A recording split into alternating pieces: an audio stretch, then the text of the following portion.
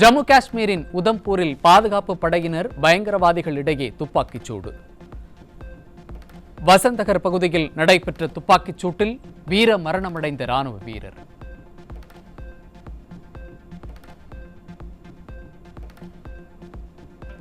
ஜம்மு காஷ்மீரின் பஹல்காமில் பயங்கரவாதிகள் சுற்றுலா பயணிகள் மீது துப்பாக்கிச் சூடு நடத்திய சிசிடிவி காட்சிகள்.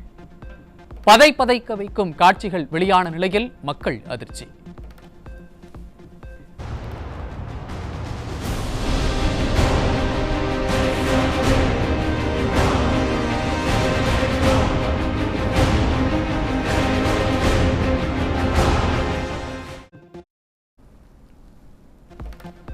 பஹல்காம் பயங்கரவாத தாக்குதலுக்கு பிறகு இந்தியா பாகிஸ்தானுடனான ராஜாந்திர உறவுகளை குறைக்க முடிவு.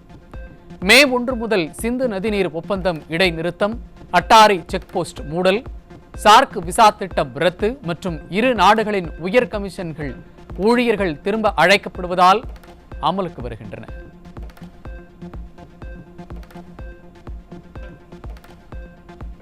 ஜம்மு காஷ்மீரில் பயங்கரவாதிகள் தாக்குதல் சம்பவம் எதிரொலியாக அட்டாரி வாகா எல்லை மூடப்படுவதாக அறிவிப்பு. பாகிஸ்தானுடனான சிந்து நதிநீர் ஒப்பந்தம் நிறுத்தி வைக்கப்படுவதுடன் இந்தியாவிற்கான பாகிஸ்தான் தூதரக அதிகாரிகள் ஒரு வாரத்தில் நாட்டை விட்டு வெளியேற வேண்டும் என மத்திய அரசு உத்தரவு.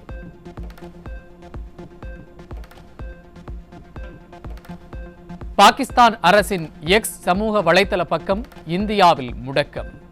காஷ்மீரின் பஹல்காம் பகுதியில் பயங்கரவாதிகள் நடத்திய தாக்குதலில் பலர் உயிரிழந்த நிலையில் மத்திய அரசு நடவடிக்கை.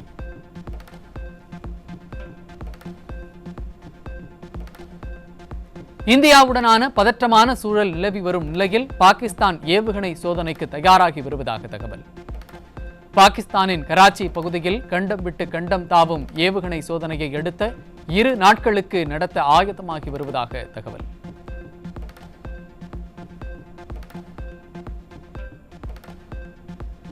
ஜம்மு காஷ்மீரின் பஹல்காமில் ஊடுருவிய தீவிரவாதிகளால் 4 பேரின் புகைப்படங்கள் வெளியீடு. தீவிரவாத தாக்குதலை அடுத்து ஜம்மு காஷ்மீரில் அனைத்து கடைகளும் அடைப்பு.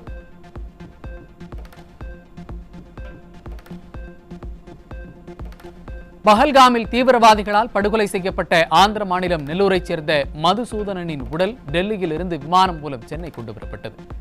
உடலை பார்த்து குடும்பத்தினர் கதறி எழுத சோகம்.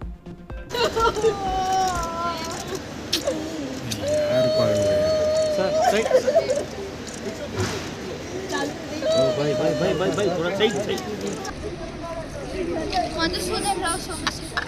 I am proud son of Madhusudan Rao Somasity. I'll never leave you and go anywhere.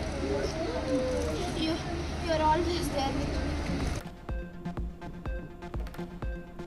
பஹல்காமில் தீவிரவாதிகளால் சுட்டுக் கொல்லப்பட்ட ஆந்திர மாநிலத்தைச் சேர்ந்தவரின் உடலுக்கு சென்னை விமான நிலையத்தில் அஞ்சலி. அதிமுக சார்பில் முன்னாள் எம்பி சிட்லப்பாக்கம் ராஜேந்திரன், முன்னாள் சட்டமன்ற உறுப்பினர்கள் KP கந்தன் மற்றும் தன் சிங் ஆகியோர் அஞ்சலி செலுத்தினர்.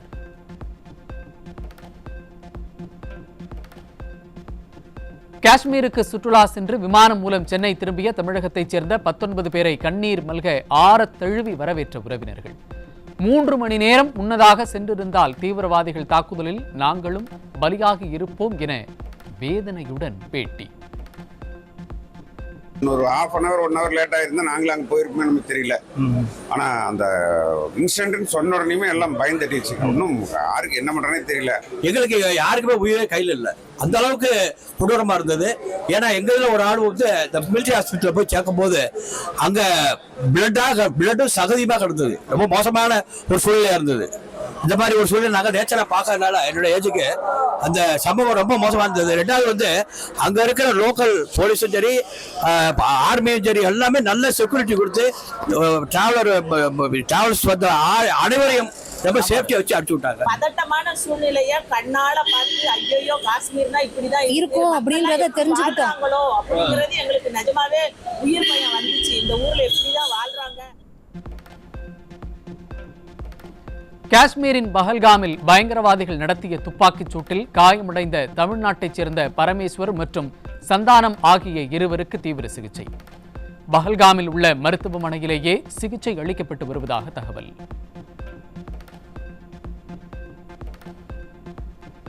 பஹல்காமில் பயங்கரவாதிகள் நடத்திய துப்பாக்கிச் சூட்டில் உயிரிழந்தவர்களுக்கு அஞ்சலி செலுத்தும் வகையில் கோவில்களில் மோட்ச தீபம் ஏற்றி சிறப்பு வழிபாடு.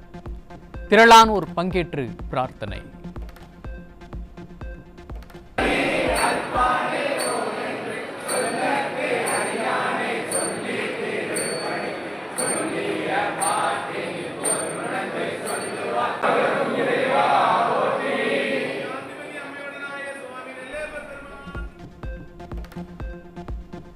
சொத்து பிரச்சனைகளில் தலையிட்டு அடியால் போல செயல்படும் வழக்கறிஞர்கள் மீது கடும் நடவடிக்கை எடுக்க வேண்டும். சென்னை உயர்நீதிமன்றம் உத்தரவு.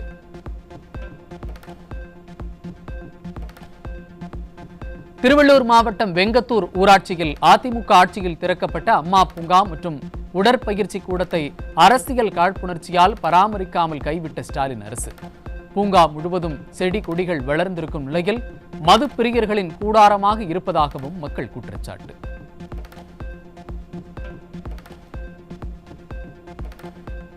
காவலர்களுக்கு அரசாணைப்படி அறிவிக்கப்பட்ட வார விடுமுறையை முறையாக வழங்காவிட்டால் பாதிக்கப்பட்ட காவலர்கள் நீதிமன்ற அவமதிப்பு வழக்கு தொடரலாம் என உயர்நீதிமன்றம் பரபரப்பு உத்தரவு. நிர்வாக திறனற்று போதிய காவலர்களை பணியமர்த்தாமல் பணிச்சுமை மற்றும் மன உளைச்சலை ஏற்படுத்தும் விடியா திமுக அரசுக்கு நீதிமன்றத்திடம் குட்டு வாங்குவதே வாடிக்கையாகி விட்டதாக காவலர்களும் விமர்சனம்.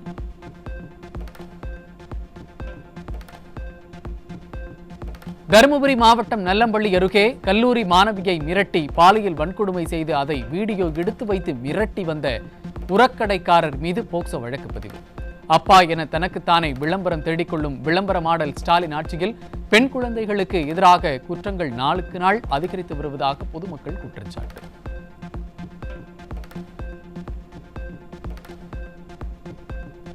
ஈரோடு மாவட்டம் சத்தியமங்கலம் அருகே விளையாடிக் கொண்டிருந்த 2 சிறுமிகளுக்கு பாலியல் தொந்தரவு அளித்த இளைஞர் சிக்கினார்.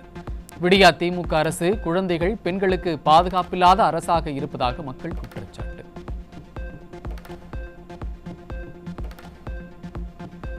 சென்னை தியாகராய நகர் பகுதியில் உள்ள அடுக்குமாடி குடியிருப்பின் கழிவறையில் இருந்து உடலில் காயங்களுடன் ஆடைகள் இன்றி 45 வயது மதிக்கத்தக்க பெண்ணின் சடலம் மீட்பு. ஸ்டாலின் ஆட்சியில் பெண்களுக்கு எதிரான வன்முறை குற்றங்கள் அதிகரித்து வருவது அச்சத்தை ஏற்படுத்துவதாக பெண்கள் குற்றச்சாட்டு.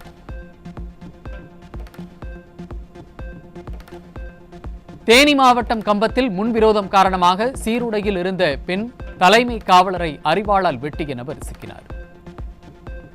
முதல்வரால் தனது கட்டுப்பாட்டில் இருக்கும் காவலர்களுக்கே பாதுகாப்பு கொடுக்க முடியவில்லை எனில் பாமர மக்களை எப்படி பாதுகாப்பார் என மக்கள் ஆவேசம்.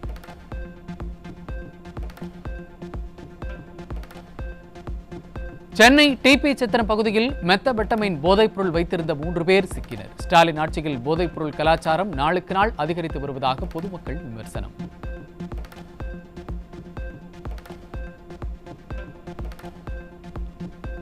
சேலம் நெத்திமேடு பகுதியில் இளைஞர்கள் தொழிலாளர்கள் வாழ்க்கையை நாசமாக்க பதுக்கி வைக்கப்பட்டிருந்த 321 கிலோ குட்காவுடன் 3 பிடிபட்டனர். எதிர்க்கட்சி தலைவராக இருந்தபோது ஒரே ஒரு குட்கா பாக்கெட்டுடன் பேரவைக்கு வந்த ஸ்டாலின் இப்போது மூட்டை மூட்டையாக குட்கா பொருட்கள் சிக்கும் நிலையில் என்ன நடவடிக்கை எடுக்கப் போகிறார் என மக்கள் கேள்வி.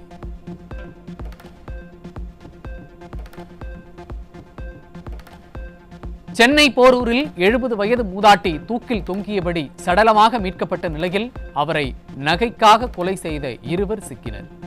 ரோந்து பணி என்ற ஒன்றை ஸ்டாலின் அரசின் ஏவல்துறை மறந்துவிட்டதே இத்தகைய கொலை கொள்ளை சம்பவங்களுக்கு காரணம் என மக்கள் குற்றச்சாட்டு. கடலூர் மாவட்டம் பெண்ணாடத்தில் போலி கிராம நிர்வாக அலுவலர் அடையாள அட்டை வைத்திருந்த இளைஞர் சிக்கினார். விடியா திமுக அரசின் அதிகாரிகள் அலட்சிய போக்குடன் செயல்படுவதாக மக்கள் குற்றச்சாட்டு.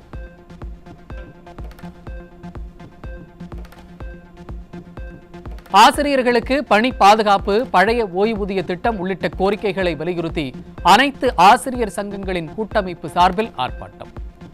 விடியல் தருவதாக பொய் வாக்குறுதிகளை கொடுத்து ஆட்சிக்கு வந்த ஸ்டாலின் அரசு அனைத்து தரப்பு மக்களையும் ஏமாற்றி இருளில் தள்ளிவிட்டதாக குற்றச்சாட்டு.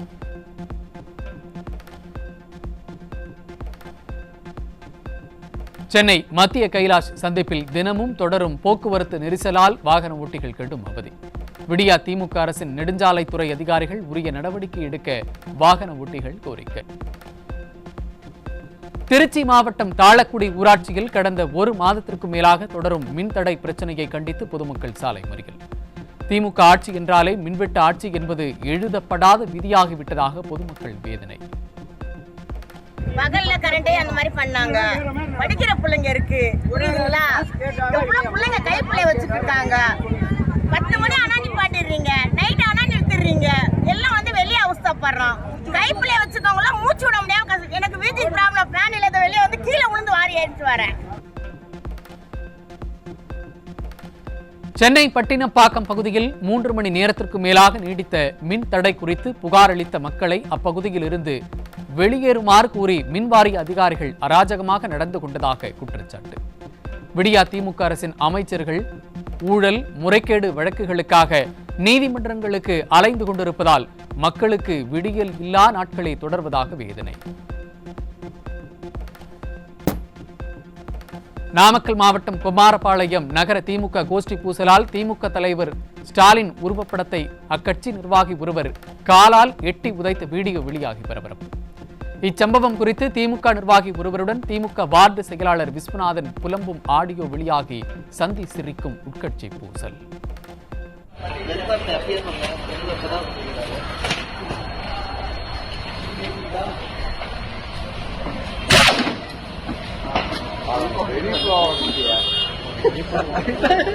ஆனா இவர் என்னைக்கு சேர்மேனு நம்ம இதுக்குள்ள நகர் செயலாளர் வந்தார வச்சு ரொம்ப கேவலப்படுத்துறாரு சார். ரொம்ப அராஜ்யம் பண்றேன் சார். என்ன இன்னெல்லாம் வார்டு செயலாளர் இருக்கக்கூடாது. கம்மான் வெட்டுவேன், குத்துவேன், கொல்லுவேன், பண்ணுவேன், பிடிக்கும். ஒரு கட்சிக்காருக்கும் ரெஸ்பான்ஸே இல்லைங்க சார். பழைய கட்சிக்கார் எல்லாத்தையும் முடிச்சிட்டாங்க சார். அதனால எனக்கு ரொம்ப மனம் உடஞ்சி போயிருக்கேன் சார்.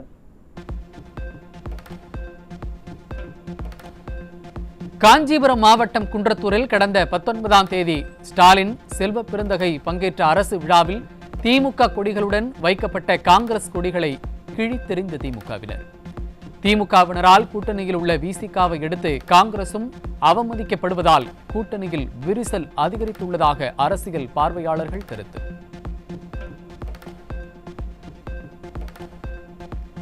வேலூர் மாவட்டத்தில் மணல் கடத்தலில் ஈடுபட்ட திமுக நிர்வாகி மீது வழக்கு பதிவு செய்யப்பட்ட நிலையில் புகார் அளித்தவரின் குடும்பத்தினர் மீதும் வழக்கு பதிவு செய்து அராஜகம்.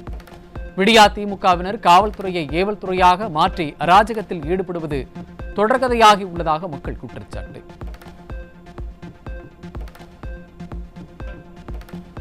இனி 10 லட்சம் ரூபாய்க்கு மேல் விலை கொண்ட ஆடம்பர பொருட்கள் வாங்கும்போது டிசிஎஸ் எனப்படும் விற்பனையின் போது விதிக்கப்படும் வரி 1% விதிக்கப்படும் என அறிவிப்பு.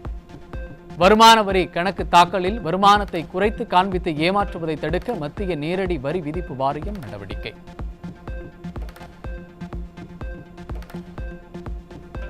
தருமபுரியில் இணைய வழி கடன் மோசடிகளால் 1000க்கும் மேற்பட்டோர் பாதிப்பு. ஸ்டாலின் ஆட்சியில் இணைய வழி குற்றப்பிரிவு துறை செயலிழந்திருப்பதாக மக்கள் குற்றச்சாட்டு.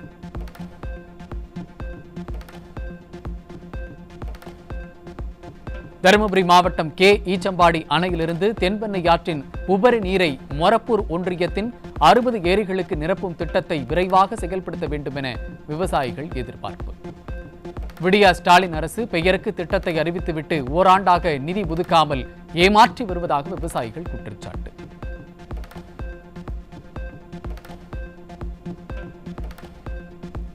கோவையில் தமிழ்நாடு தொழிற்சங்கங்களின் கூட்டமைப்பு சார்பில் மூடப்பட்ட ஆலைகளை திறக்க கோரி ஆர்ப்பாட்டம். மாசு மற்றும் சுத்திகரிப்பு காரணங்களால் மூடப்பட்ட பல ஆலைகள் திறக்கப்படாமல் உள்ளதால் வாழ்வாதாரம் பாதிக்கப்படுவதால் தொடர் போராட்டத்தில் ஈடுபடப் போவதாகவும் எச்சரிக்கை. சத்துணவு மையங்களில் கேஸ் அடுப்பு, இணைப்பு குழாய் உள்ளிட்ட உபகரணங்கள் பழுதடைந்து அடிக்கடி தீ விபத்து ஏற்படுவதால் அங்கு பணியாற்றும் ஊழியர்கள் அச்சம். பராமரிப்பு என்ற ஒன்று ஸ்டாலின் ஆட்சியில் இல்லாததே இதற்கு காரணம் என குற்றம் சாட்டும் ஊழியர்கள் பெரும் அசம்பாவிதம் ஏற்பட்டால்தான் இந்த அரசு நடவடிக்கை எடுக்குமா என கேள்வி.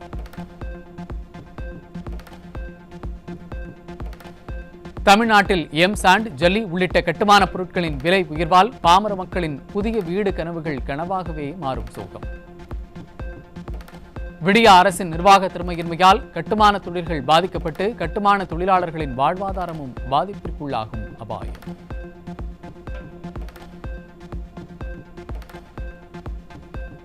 செங்கல்பட்டு மாவட்டம் அச்சரப்பாக்கத்தில் கிராம நிர்வாக உதவியாளராக பணிபுரிந்த கீதா என்ற பெண் பணி அழுத்தம் காரணமாக பூச்சி மருந்து குடித்து தற்கொலை.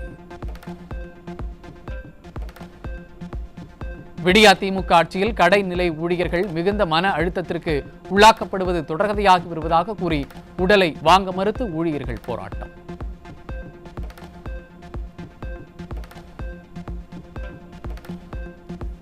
திமுக ஆட்சி பொறுப்பேற்ற 4 ஆண்டுகளில் 70% மின் கட்டணம் உயர்வு.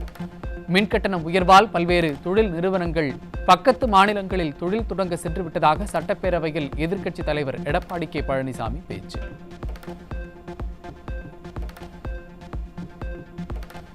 அரசு தொடக்கப் பள்ளிகளில் 2025-2026 ஆண்டு கல்வியாண்டின் மாணவர் சேர்க்கையில் 5 லட்சம் மாணவர்கள் இலக்கில் இதுவரை 1.50 லட்சம் மாணவர்களை சேர்ப்பு. ஸ்டாலின் ஆட்சியில் போதிய ஆசிரியர்கள் நியமனம் இல்லாததால் கடந்த 4 ஆண்டுகளில் அரசு பள்ளிகளில் மாணவர் சேர்க்கை கடுமையாக குறைந்திருப்பதாக பொதுமக்கள் குற்றச்சாட்டு.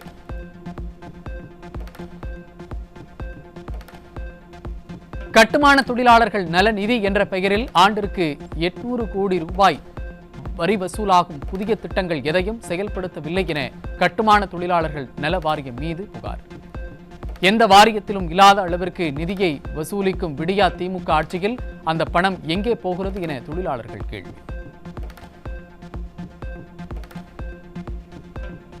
சென்னையில் RS என்டர்பிரைசஸ் என்ற பெயரில் தீபாவளி பண்டுச்சீட்டு மூலம் 595 பேரிடமிருந்து 66,90,000 ரூபாய் ஏமாற்றப்பட்டதாக காவல் ஆணையரிடம் புகார். ஸ்டாலின் பொறுப்பு வகிக்கும் காவல்துறையின் பொருளாதார குற்றப்பிரிவு கும்பகர்ண தூக்கத்தில் இருப்பதாக மக்கள் குற்றச்சாட்டு. விடியா திமுக அரசு ஆட்சிக்கு வந்த பிறகு தமிழ்நாடு அரசு பேருந்து விபத்துகளில் 3,637 பேர் உயிரிழந்திருப்பதாக போக்குவரத்து துறையின் கொள்கை விளக்க குறிப்பில் தகவல். போக்குவரத்து துறைக்கு ஒதுக்கப்படும் பல ஆயிரம் கோடி நிதி முறையாக செலவிடாமல் பராமரிப்பு குறைபாடுகள் மற்றும் பழைய பேருந்துகளின் தொடர் பயன்பாடு ஆகியவற்றால் உயிரிழப்புகள் அதிகரித்துள்ளதாக பலரும் கருத்து. திண்டுக்கல் தொப்பம்பட்டியில் 100 நாள் வேலை திட்டத்தில் சம்பள பாக்கியை கேட்டு அகில இந்திய விவசாய தொழிலாளர்கள் சங்கத்தின் சார்பில் ஆர்ப்பாட்டம். வேலை நாட்களை அதிகரிப்பதாக பொய் வாக்குறுதி கொடுத்து ஆட்சிக்கு வந்த விடியா திமுக அரசு முறையான சம்பளத்தை கூட கொடுக்காமல் வஞ்சிப்பதாக குற்றச்சாட்டு.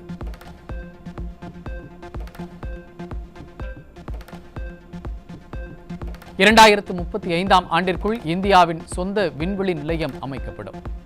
இஸ்ரோ தலைவர் நாராயணன் அறிவிப்பு.